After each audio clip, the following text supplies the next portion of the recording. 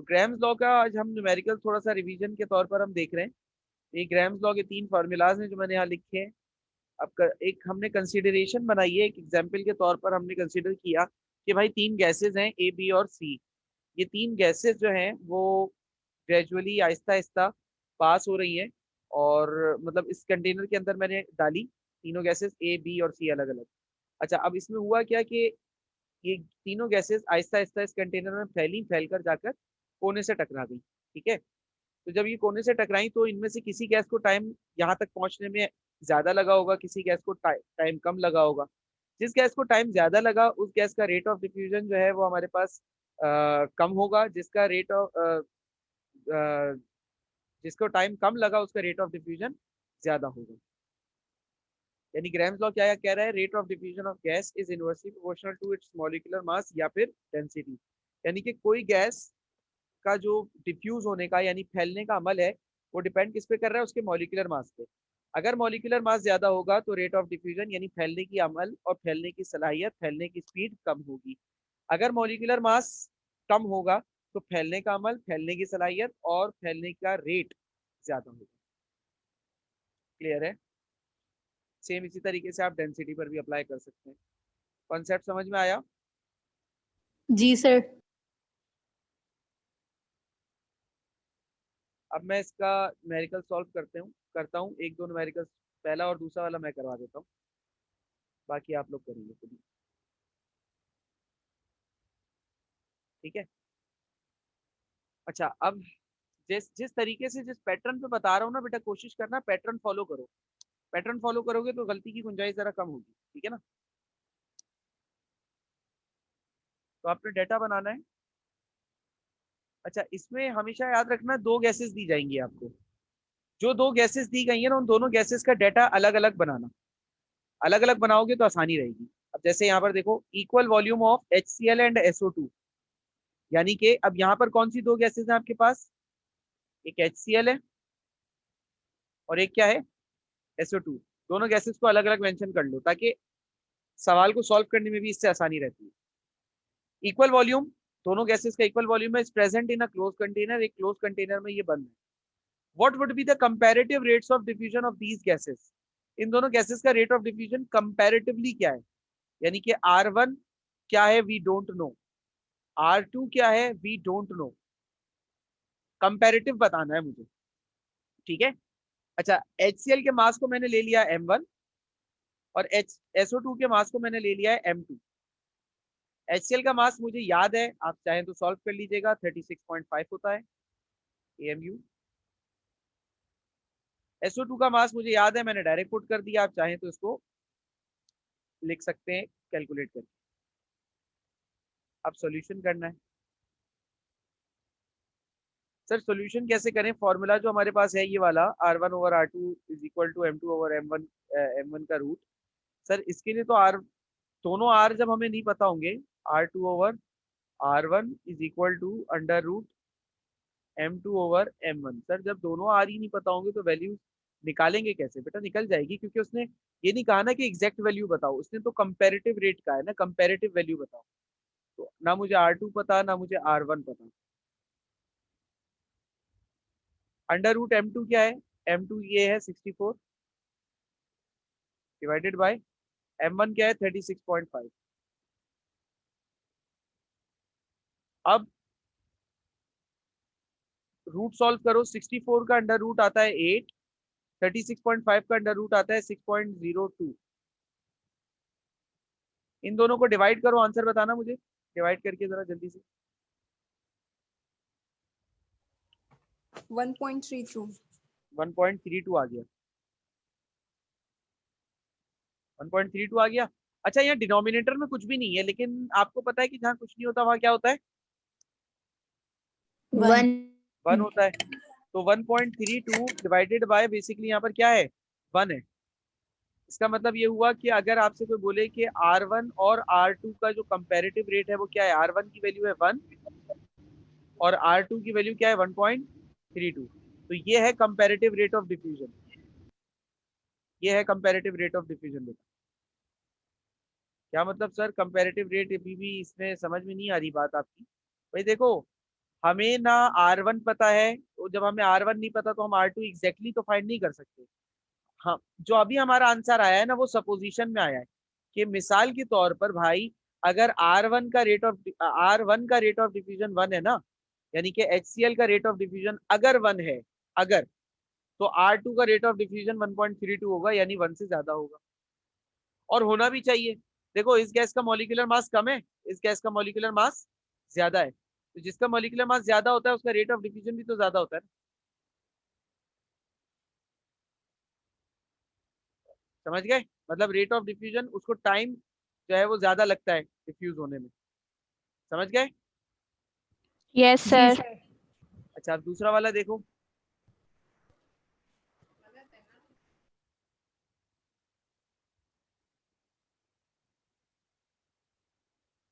400 centimetre, अच्छा यहाँ पर दो गैसेस हैं। 400 centimetre cube of helium gas is diffuse from a porous container in 20 second, how long will SO2 gas take to diffuse from the same container.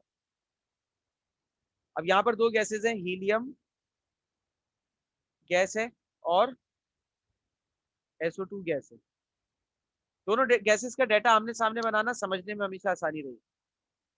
अच्छा, 400 centimetre cube of helium gas, ये volume दिया हुआ है V1, helium को 1 लिया हुआ है मैंने। 400 सेंटीमीटर क्यूब इसका वॉल्यूम है। Diffuse from a porous container in 20 seconds, time बता रहे हैं एक पोरस कंटेनर से इसके निकलने का, कितना बता रहे हैं? 20 second. How long will SO2 gas take to effuse from the same container. अगर कंटेनर सेम है तो कितना टाइम SO2 गैस लेगी उसी कंटेनर में से निकलने के लिए। बेटा सेम कंटेनर का मतलब ये हुआ कि इसका वॉल्यूम भी कितना है? 400 सेंटीमीटर क्यूब है। टाइम मुझे बताना है, हाउ लॉन्ग। अच्छा, हीलियम का मॉलिक्यूलर मास 4 होता है। अच्छा एक बात और, हीलियम जो है ना वो नोबेल गैस है। नोबेल गैस का अगर एटॉमिक मास पेपर में दिया होगा तो वो 4 दिया होगा। ये मत करना कि 4 को सर ने कहा था कि मॉलिक्यूलर मास का मतलब डबल होता है, तो 4 का डबल जो है वो सर 8 हो जाएगा, 8 ले लें, ये गलत होगा। मोनो एटॉमिक गैस है ये। ग्रुप 8 की जितनी भी गैस है ना, helium, neon, argon, krypton, xenon और रेडॉन, अगर इनके हवाले से कोई न्यूमेरिकल आएगा तो इनका जो एटॉमिक मास पेपर में दिया होगा वैसे का वैसे ही ले लेना, उसको डबल करने की जरूरत कतन नहीं है। ठीक है, डबल करने की जरूरत कतन नहीं है, याद रखना। अच्छा, इसका मॉलिक्यूलर मास मैंने M1 लिया है, तो इसका जो मॉलिक्यूलर मास है वो क्या हो जाएगा? M2। सल्फर डाइऑक्साइड का मॉलिक्यूलर मास कितना हो गया बेटा? 64 AMU। ठीक है। अच्छा, अब सर फॉर्मूला कौन सा इस्तेमाल करें? 3 फॉर्मूलाज है, बताओ कौन सा इस्तेमाल करूं?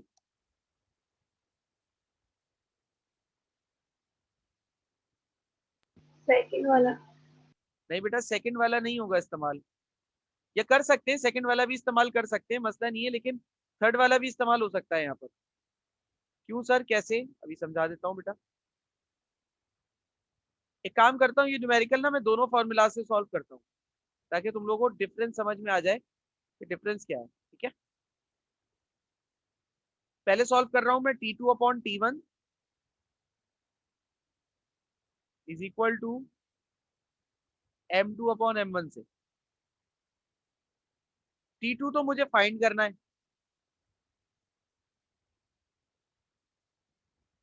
अच्छा, M2 और M1, M2 कितना है बेटा? 64। M1 कितना है बेटा? 4। और T1 की वैल्यू है 20, इसको मैं T1 की वैल्यू है यहाँ पर 20। अब इन दोनों का स्क्वायर रूट लो। 64 का स्क्वायर रूट आता है 8, 4 का स्क्वायर रूट आता है 2। T2/20।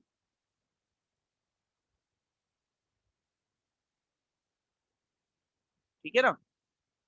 2 1 जा 2, 2 4 जा 8। 20 को उधर भेजकर 4 से मल्टीप्लाई करो, आंसर आ जाएगा। 20 मल्टीप्लाई बाय 4 कितना हो गया बेटा? 80 seconds.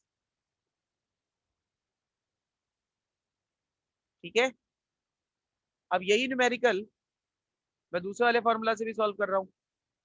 V1/T1 multiply by T2/V2 under root m2 upon m1। v1 कितना है बेटा 400 मल्टीप्लाई बाय t2 तो मालूम करना है, t1 कितना है बेटा 20 डिवाइडेड बाय 400, v2 भी 400 ही है, m2 है 64 डिवाइडेड बाय 4।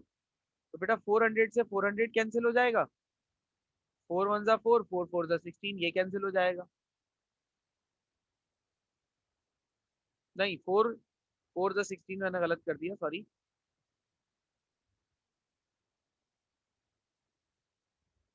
ये 4 1 जा 4 और 4 16 जा 64 होता है। अब यहाँ क्या बचा आपके पास t2 अपॉन 20। इधर जब 16 का रूट निकालोगे तो आंसर आ जाएगा 4। 20 को उधर भेजकर 4 से मल्टीप्लाई करो, आंसर आ गया 80 सेकेंड। दोनों से आंसर सेम आ रहा है। अब देखो असल में प्रॉब्लम पता है क्या है, ये दोनों फॉर्मूलाज में से मैंने जो कहा ये वाला यूज कर लो। बेटा ये जो फॉर्मूला है ना तीसरा वाला, ये तीसरा वाला फॉर्मूला बनाया 2 वाले से ही गया है। अच्छा, और ये तीसरा वाला फॉर्मूला कब यूज होता है बेटा, ये तीसरा वाला फॉर्मूला तब यूज होता है जब हमारे पास दोनों वॉल्यूम यानी दोनों गैसेस के वॉल्यूम सेम हो। तीसरा फॉर्मूला यूज करने की कंडीशन क्या है, कंडीशन है यहाँ पर for same volume of diffusing gases. जो डिफ्यूज होने वाली गैसेस हैं उनके सेम वॉल्यूम के लिए इसको यूज करते हैं।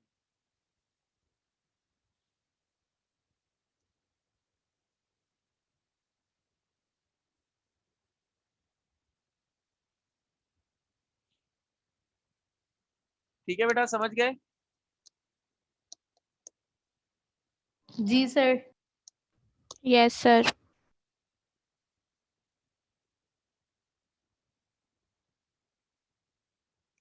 और कोई सवाल या कंफ्यूजन?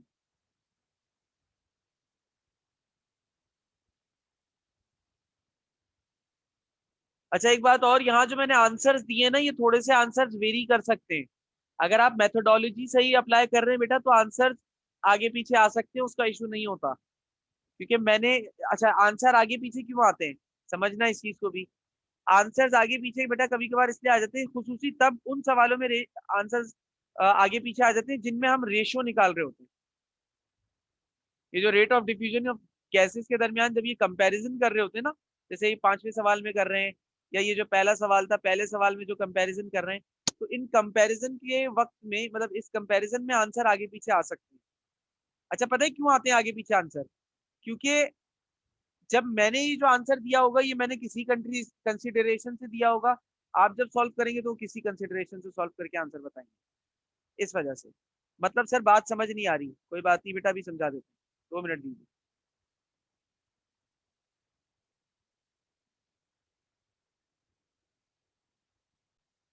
अब ये देखिए मैंने यहाँ पे सारी एडजस्टमेंट कर ली है। अब मैं आप लोगों को,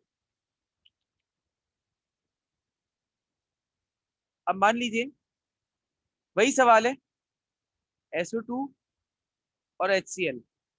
अब मैंने SO2 को क्या किया, SO2 को R1 ले लिया और इसके मास को M1 ले लिया, जो कि होता है कितना 64। HCl के मास को मैंने, HCl को R2 ले लिया और HCl के मास को मैंने 36.5 ले लिया।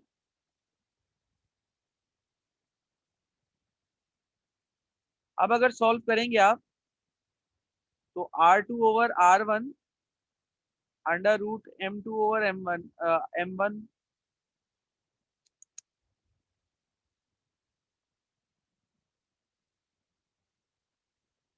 R1 over R2 is equal to under root M2 over M1, ये बनेगा फॉर्मूला ना। तो R1 आपने जो लिया, R1 R2 ऐसे ही छोड़ दीजिए, कोई इशू नहीं है उसका। M2 ओवर M1 ये रहा M, अच्छा इसको आपने लिया हुआ है M2, ठीक है ना। तो M2 क्या ऊपर आ गया, ऊपर आ गया बेटा 36.5 और नीचे आ गया 64। अब जब दोनों को, पहले दोनों का रूट लोगे तो इसका आंसर आएगा 6.02, इसका आंसर अगेन आएगा 8। अब दोनों को डिवाइड करो, आंसर बताओ।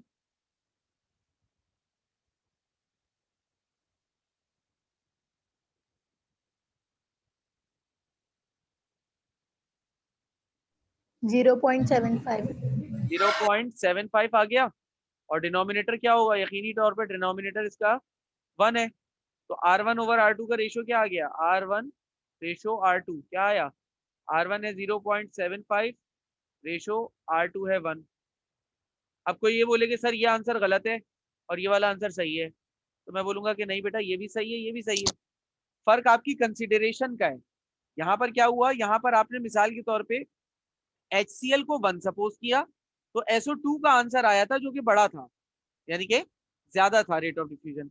यहाँ पर आपने समझ लें SO2 को यानी कि R1 को 1 सपोज किया हुआ है, समझ लें, तो ऑब्वियसली जो इसका आंसर होगा वो कम होगा R2 का। सही है, सॉरी, इसको आपने HCl को अगेन आपने 1 सपोज किया हुआ है, तो इसके मुकाबले में जब इसका आंसर आएगा तो वो लाजमी सी बात है बेटा छोटा आएगा। ये इस तरीके से है, यानी कि एक की सपोजिशन में दूसरा आ रहा होता है, तो इसलिए यहाँ पर ऐसा लगता है कि यार ये एक सही है एक गलत है, लेकिन ऐसा नहीं है बेटा, सही आपके दोनों मतलब ये भी आंसर सही है वो भी आंसर सही है। अक्सर बच्चे इस चीज में परेशान हो जाते हैं, तो आपको परेशान होने की जरूरत कतई तौर पर नहीं है। समझ गए?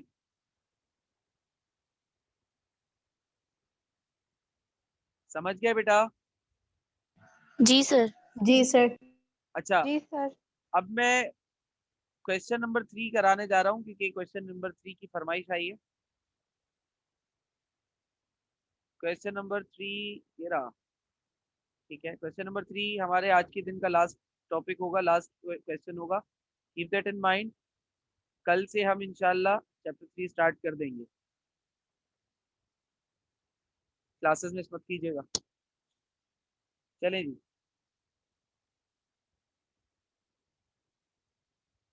A 100 centimetre cube sample of hydrogen gas, hydrogen gas है, और कौन सी है, if you through porous container 4 time as rapidly as an unknown gas, यानी दूसरी जो गैस है वो पता नहीं है, वो अननोन है, वी डोंट नो कौन सी गैस है। Calculate the molecular mass of the unknown gas, unknown gas का मॉलिक्यूलर मास मालूम करें, करते हैं। 100 सेंटीमीटर क्यूब सैंपल, वॉल्यूम दिया हुआ है V1 100 centimetre cube. If you through a porous container 4 time as rapidly as an unknown gas, ये जो गेम है ना 4 time as rapidly as an unknown gas, सारा काम इसी जुमले का है। जो इस जुमले को सही एनालाइज कर गया और डाटा सही बना गया उसने न्यूमेरिकल सही कर लिया। जो इस जुमले को सही पिक नहीं कर पाया वो ये न्यूमेरिकल नहीं कर सकता। R1 और इसका मॉलिक्यूलर मास M1, इसका V1 V2, इसका रेट ऑफ डिफ्यूजन R2, इसका मॉलिक्यूलर मास M2। इसका मॉलिक्यूलर मास मुझे मालूम करना है, सवाल में क्या है, calculate molecular mass of the unknown gas. अब देखो यहाँ वापस आओ, if you through a porous container 4 time as rapidly as unknown gas, यानी अगर अननोन गैस का रेट ऑफ डिफ्यूजन x होगा, सही है, तो हाइड्रोजन गैस का उससे 4 टाइम ज्यादा होना चाहिए, यानी कि क्या होना चाहिए, 4x होना चाहिए। हमने मान लिया कि अननोन गैस का रेट ऑफ डिफ्यूजन x है, तो हाइड्रोजन का क्या होगा, 4 टाइम्स ऑफ x, यानी x को 4 मरतबा मल्टीप्लाई कर दो। समझ गए बेटा?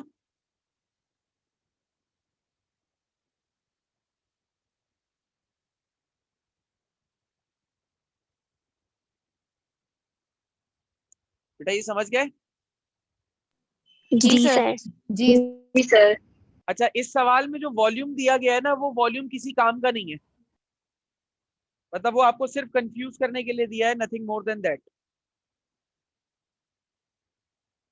अक्सर ऐसा होता है कि सवाल में हमें एक्स्ट्रा डाटा प्रोवाइड करते हैं ताकि स्टूडेंट्स जो है वो थोड़ा कंफ्यूज हो कि क्या करना है इस चीज का।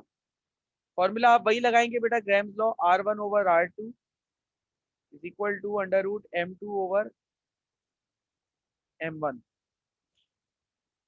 अब R1 आपने लिया हुआ है 4x और R2 आपने लिया हुआ है x, ये ना, अननोन गैस का रेट ऑफ डिफ्यूजन x माना हुआ है, हाइड्रोजन का 4x माना हुआ है। M2 क्या है, अच्छा M2 तो आपको मालूम करना है ना, तो M2 को तो ऐसे ही रहने दीजिए। m1 आपको पता है, ये रहा हाइड्रोजन का मास क्या होता है, हाइड्रोजन के 2 एटम्स का मास होता है 2 AMU, हाइड्रोजन का मास हो गया 2, x से x कैंसिल हो गया, क्या बचा 4 is equal to under root m2 over upon 2। सवाल को सॉल्व करने के लिए इस 2 को रूट से बाहर निकालना जरूरी है, तो मैं क्या कर दूंगा, रूट से बाहर निकालने के लिए स्क्वायरिंग कर दूंगा both side, squaring on both sides, both side जब स्क्वायरिंग करूंगा तो ये रूट से बाहर आ जाएगा, इधर आ गया 4 का स्क्वायर m2 ओवर 2 हो गया, ये स्क्वायर से ये रूट कैंसिल हो गया,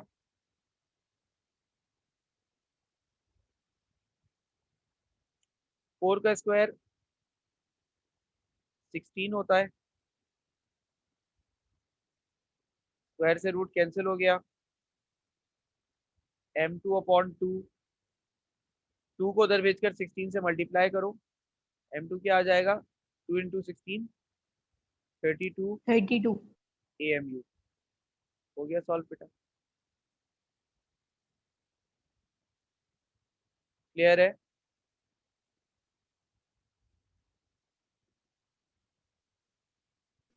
जी सर। और कोई सवाल बेटा, कोई कंफ्यूजन?